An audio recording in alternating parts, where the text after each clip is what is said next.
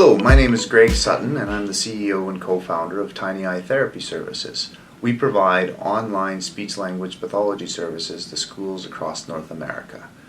So how we differ from a traditional model in our business, we compete primarily with on-site staffing firms who hire people to go on-site to schools and do their work, provide the service of speech-language pathology. What we do is we've built a software platform that uses video, voice, and all the different conferencing technologies to create an online virtual therapy session where a therapist can be in Texas serving schools in Idaho or in New York serving schools in California, and it removes the geography barrier.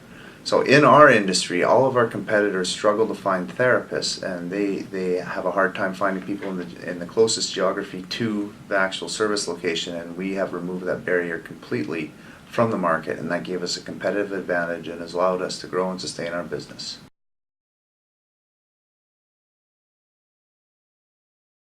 Our barriers are primarily regulatory, in that every state and province has a different regulatory body for the services we deliver, and we have to get our therapists licensed in every state that they serve.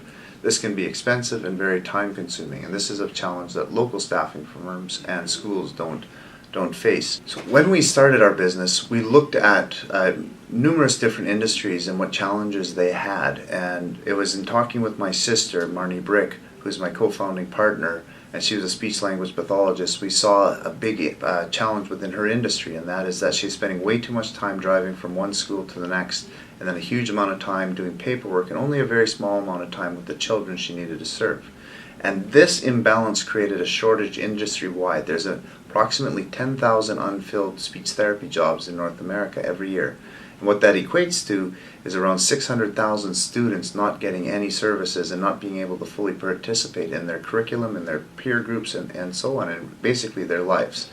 And so we started with this fundamental problem of how do we help these kids have access to their lives. And we looked at a few different methods and models of doing that, and we came up with an online therapy model. And it was the problem that we were chasing, not the solution that we were presenting, that really drove our business development.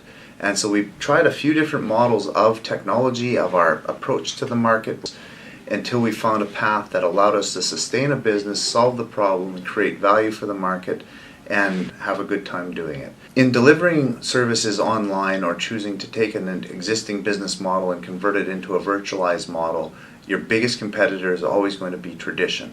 And people are afraid of how change will impact them and their roles, and they're afraid of the outcomes of that change. So they may be risk averse or not, but not knowing how this technology will impact their life, if it'll make it better, worse, or something else, is very scary for most people, especially in traditional industries like healthcare, education, and so on, where their job is to protect the public, protect students, protect patients, and so on.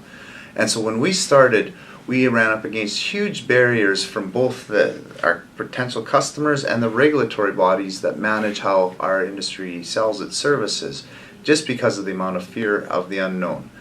What we did to overcome that is we partnered with a number of universities. We did studies and researches to prove the efficacy of our service delivery model and show that we can be effective, if not more effective than the traditional models. We also partnered with customers who had extreme needs, people that were on their last straw. They needed to solve the problem, and it was the biggest pain for them.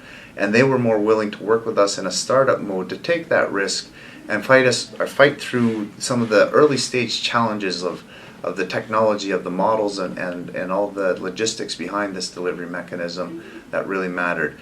And if you're looking to take your business into an online model, it's always important to really understand the value that you're delivering to your customer, not as you describe it, but as they describe it. Not as you understand it, but as they understand it. And not as you value it, but how they value it.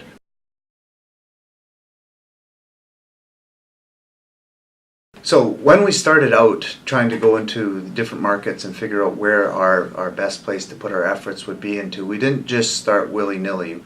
We went and did secondary market research, in that we studied the demographics of each of the states, of different regions, groups of states in the US, as well as provinces in Canada, the regulation barriers, the different paying systems, and the overall demand. And it was really hard to formulate an exact answer. You'll never get perfect. You'll never You'll never have 100% of the information you need. You usually get about 60%, maybe 70 if you are lucky, and you need to make good decisions after that. So what we do is, in the early days, we like to hedge our bets. So we pick 3 or 4 different states, and we would really focus hard on those for 4 months and do advertisements there, maybe do a trip there, do all kinds of phone calling, do whatever we could to kind of get some traction, find the thought leaders, and build a stakeholder community there, and get one post in the ground to be that example of this is working in Arkansas, this is working in Kansas or California or wherever it was, and then build from there. It's we also at the same time did some really blanket marketing where we targeted the entire, looking for low-hanging fruit in the entire North America just by sending out emails and doing random Google ads to just see if there's somebody that out there that just, I got to click on this and get this today. And we did have some success through that, but not as much as through the targeted efforts where we built experiments, learned from the experiments so we could replicate it going into other locations. And I think that's a mistake a lot of people make going into online retail, online services, is they say, oh, the whole world's going to buy this, I'll just go with it, is they don't focus in on one state, one region, one city even. And you can be a lot more successful in just winning one county, one city, one province.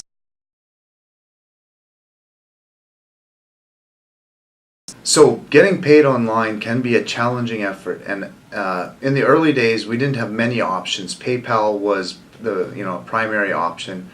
However, what we discovered with our business and our business model, the traditional payment method of sending a check in the mail works really well.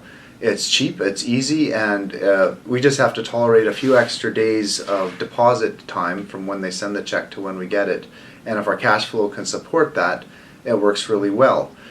So I wouldn't, just because your services are online, demand that your payment has to be that way either. Sometimes traditional models still work. There are, doing cross-border things, there can be challenges.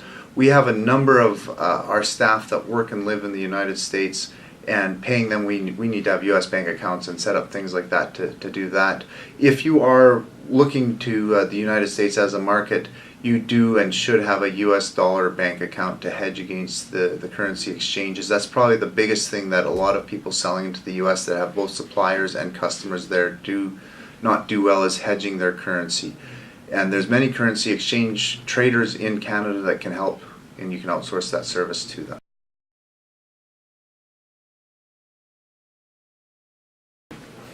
For our business, where cost differentiation happens is we're not only an online service provider, our staff work remotely. So 90% of our staff never come to our office. So we're able to have a much smaller footprint, a much smaller piece of our overall spend on rent than we would if we were in a traditional model like an accounting firm where you have a desk for every accountant, or a law firm, or those types of things.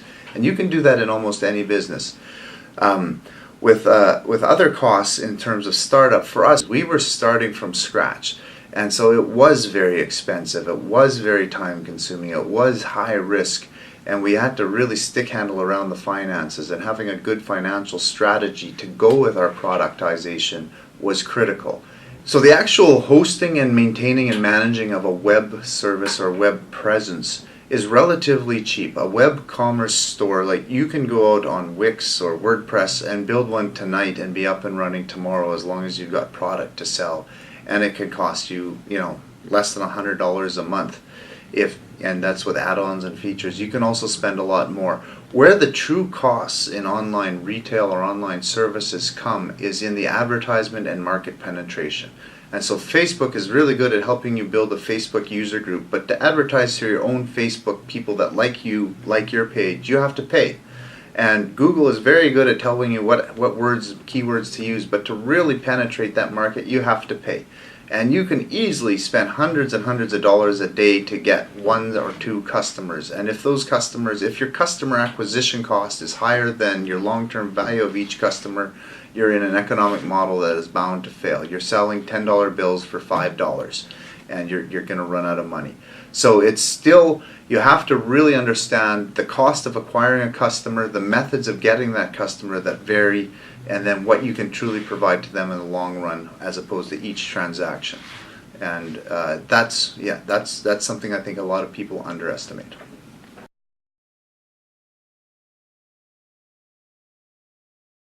Advice for people that are looking to start an online business or a business with an online service delivery model. I would say number one, you have to ensure you're solving a problem for somebody and that problem matters significantly and they're willing to pay to have that problem solved. Number two, you can't have a website that has a business, you need to have a business that has a website. Third, it's really hard to build a business without a team. It's hard to build a really significant business without a team. You need mentorship, you need to have a lot of different inputs, and you also need to have good advice. Other pieces of advice are, you have to learn to trust your gut. You got to be able to make decisions without having all the information. You have to look to the other side of fear and push through. You have to live outside of your comfort zone. I don't care what you like and don't like, where your comfort zone is and ends. You have to be way outside of that every single day. And if you don't want to be in business, then don't do those things. But if you want to sustain and be in business for the long run, you got to live outside of your comfort zone.